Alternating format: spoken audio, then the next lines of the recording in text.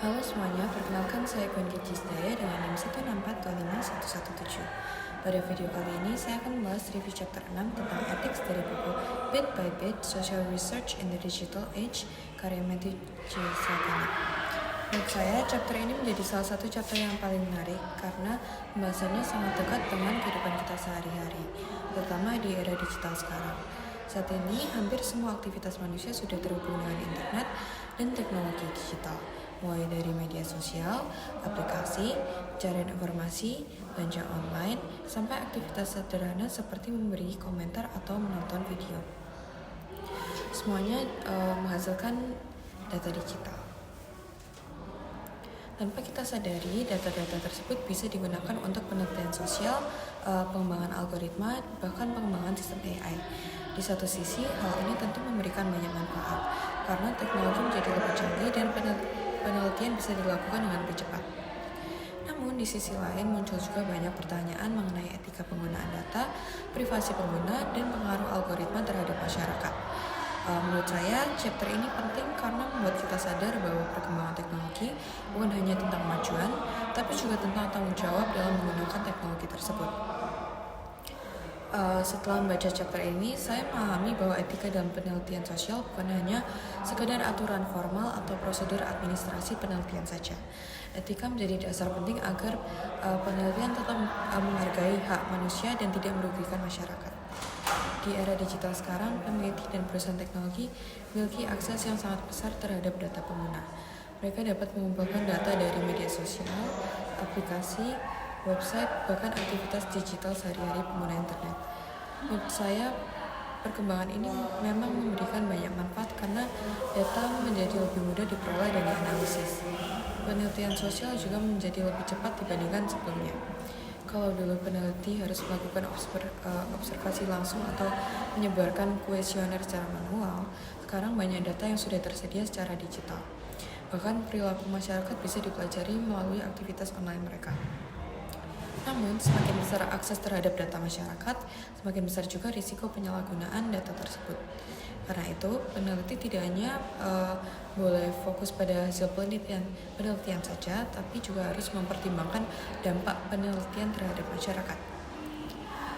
Di dalam chapter ini dijelaskan 4 prinsip utama etika penelitian. Prinsip pertama adalah respect for person. Prinsip ini menekankan bahwa setiap individu harus dihargai hak dan kebebasannya. Artinya pengguna atau partisipan penelitian berhak mengetahui bagaimana data mereka digunakan. Menurut saya, prinsip ini sangat penting di era sekarang karena banyak pengguna di internet sebenarnya tidak sadar bahwa aktivitas digital mereka dapat digunakan untuk berbagai kepentingan. Contohnya, ketika menggunakan aplikasi atau media sosial, banyak orang langsung menyetujui terms and condition tanpa membaca isinya terlebih dahulu. Padahal bisa saja data mereka digunakan untuk pelatihan AI, analisis perilaku pengguna, atau kepentingan lainnya. Dalam chapter ini, saya menjadi lebih paham bahwa persetujuan pengguna atau informed consent merupakan bagian penting dalam etika penelitian. Prinsip kedua adalah beneficence. Artinya, penelitian dan teknologi harus memberikan manfaat serta meminimalkan dampak buruk bagi masyarakat. Menurut saya prinsip ini sangat penting karena sekarang data pribadi menjadi sesuatu yang sangat sensitif. Kalau data pribadi bocor atau disalahgunakan, dampaknya bisa cukup besar. Misalnya penyalahgunaan identitas, penipuan, pelanggaran privasi, bahkan manipulasi informasi. Di chapter ini juga dijelaskan bahwa data anonim belum tentu benar-benar aman karena identitas seseorang masih bisa dilacak melalui data lainnya. Bagian ini menjadi menurut saya cukup menarik karena sebelumnya saya berpikir kalau nama pengguna disembunyikan berarti datanya sudah aman, tapi ternyata tidak sesederhana itu. Prinsip ketiga adalah justice atau keadilan. Prinsip ini menekankan bahwa teknologi dan penelitian harus memberikan perlakuan yang adil kepada semua pengguna. Menurut saya, prinsip ini sangat relevan dengan perkembangan AI sekarang, karena algoritma terkadang masih bias dan tidak memahami konteks pengguna dengan baik. Kadang ada pengguna yang dirugikan karena sistem otomatis salah memahami konteks bahasa atau perilaku pengguna. Prinsip terakhir adalah respect for law and public interest. Artinya penggunaan teknologi dan data harus tetap mengikuti hukum serta mempertimbangkan kepentingan masyarakat luas.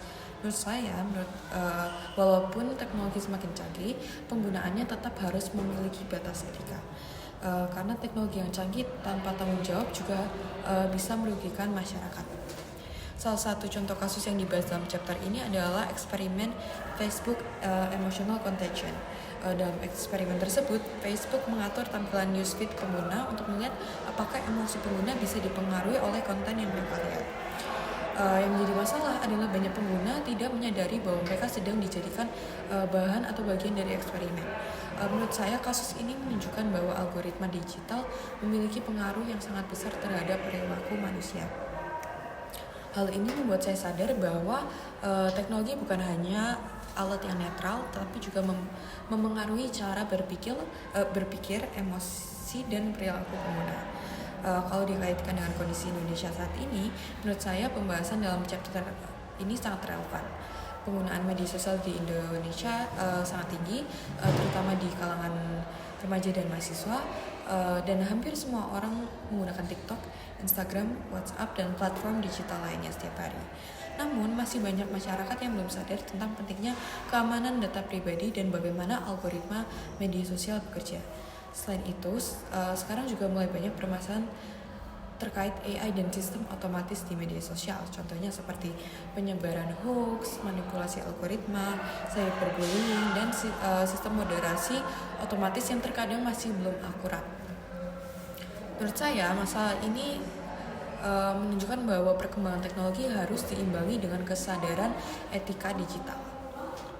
Yang membuat saya tertarik dengan topik ini adalah karena saya sendiri pernah melihat bagaimana sistem moderasi media sosial terkadang salah memahami konteks pengguna. Misalnya ada konten yang sebenarnya normal tapi tetap terkena pelanggaran atau jangkauannya menurun. Kadang ada kata atau angka tertentu yang langsung dianggap sensitif oleh sistem AI, padahal konteksnya biasa saja. Dari situ saya mulai tertarik bagaimana sebenarnya sistem moderasi AI bekerja dan kenapa sistem tersebut masih sering salah memahami konteks bahasa manusia. Setelah membaca chapter ini, saya menjadi tertarik dengan bagaimana algoritma AI pada media sosial memiliki pengaruh besar terhadap pengguna. Karena itu, ide awal riset yang ingin saya lakukan selama kuliah atau skripsi adalah mengenai sistem moderasi konten AI pada TikTok, atau dengan judul pengembangan sistem moderasi konten basis context aware machine learning untuk mengurangi false positif pada media sosial TikTok. Penelitian ini membahas bagaimana sistem AI pada TikTok terkadang masih salah memahami konteks bahasa penggunanya. Contohnya seperti angka tertentu langsung dianggap sebagai umur, candaan dianggap sebagai pelanggaran, bahasa gaul biasanya dianggap sebagai kata kasar, atau konten edukasi dianggap sensitif. Masalah seperti ini disebut false positif, yaitu ketika sistem salah mendeteksi konten normal sebagai pelanggaran.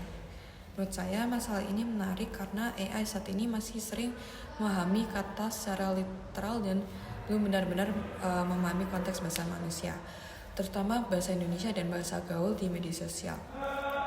Padahal bahasa di Indonesia di media sosial sangat kompleks karena banyak singkatan, slang, sarkasme, dan campuran bahasa. Karena itu, penelitian ini bertujuan mengembangkan sistem AI yang lebih mampu memahami konteks kalimat, bukan hanya membaca kata secara literal. Menurut saya, penelitian ini sangat berhubungan dengan chapter 6 tentang ethics. Karena dalam chapter tersebut dijelaskan bahwa teknologi digital dan algoritma memiliki kekuatan besar terhadap pengguna, sehingga penggunaannya harus mempertimbangkan etika, keadilan, dan dampak sosial. Dalam penelitian ini, saya juga akan menggunakan data digital dari media sosial. Karena itu, aspek etika seperti privasi pengguna, keamanan data, dan penggunaan data secara bertanggung jawab menjadi hal yang sangat penting. Selain itu, penelitian ini juga berkaitan dengan prinsip justice atau keadilan, karena sistem AI seharusnya dapat memperlakukan pengguna secara lebih adil dan tidak salah mendeteksi konteks bahasa pengguna. Menurut saya, jika sistem moderasi AI tidak akurat, penggunanya bisa dirugikan karena kontennya bisa dihapus, jangkauannya diturunkan, atau terkena pelanggaran padahal sebenarnya tidak melanggar aturan. Dan dari situ terlihat bahwa algoritma digital ternyata bisa memengaruhi pengalaman pengguna media sosial sehari-hari. Untuk metode penelitian, kemungkinan penelitian ini akan menggunakan pendekatan machine learning atau natural language processing atau NLP. Sistem akan dilatih menggunakan dataset komentar atau caption media sosial agar AI bisa memahami konteks bahasa dengan lebih baik.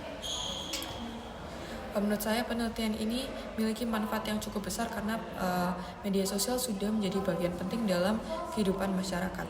Jika sistem moderasi AI menjadi lebih akurat, maka pengguna tidak mudah dirugikan, sistem moderasi menjadi lebih adil, dan platform digital bisa lebih memahami konteks bahasa pengguna Indonesia.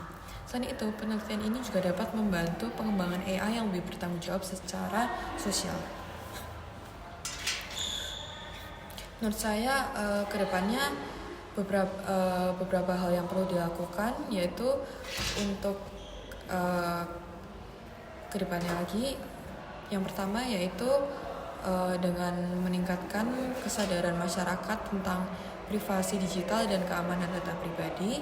Yang kedua, ada pengembangan AI dan algoritma media sosial harus lebih memperhatikan konteks bahasa dan dampak sosial terhadap pengguna. Yang tiga yaitu perusahaan teknologi perlu meningkatkan transparansi sistem moderasi AI agar pengguna memahami alasan suatu konten dianggap melanggar. Selain itu, pendidikan mengenai etika digital juga perlu diperkuat, terutama di lingkungan kampus dan dunia teknologi. Menurut saya pribadi, perkembangan AI dan teknologi digital memang memberikan banyak manfaat dalam kehidupan sehari-hari. Namun, teknologi juga memiliki pengaruh yang sangat besar terhadap masyarakat. Karena itu, pengembangan teknologi tidak boleh hanya fokus pada kecanggihan sistem, tapi juga harus mempertimbangkan etika dan dampaknya bagi penggunanya. Menurut saya, chapter ini membuat kita sadar bahwa perkembangan teknologi harus diimbangi dengan tanggung jawab secara dalam dan menggunakan data dan algoritma secara adil. Jadi kesimpulan dari chapter 6 ini sendiri adalah bahwa perkembangan teknologi digital memberikan banyak peluang baru dalam penelitian sosial, tapi juga memunculkan tantangan etika yang semakin kompleks.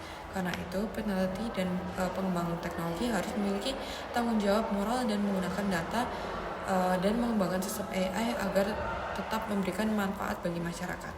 Menurut saya chapter ini sangat menarik karena buat kita sadar bahwa perkembangan teknologi tidak hanya berkaitan dengan kemajuan, tetapi juga tentang tanggung jawab dalam menggunakan data dan algoritma secara etis.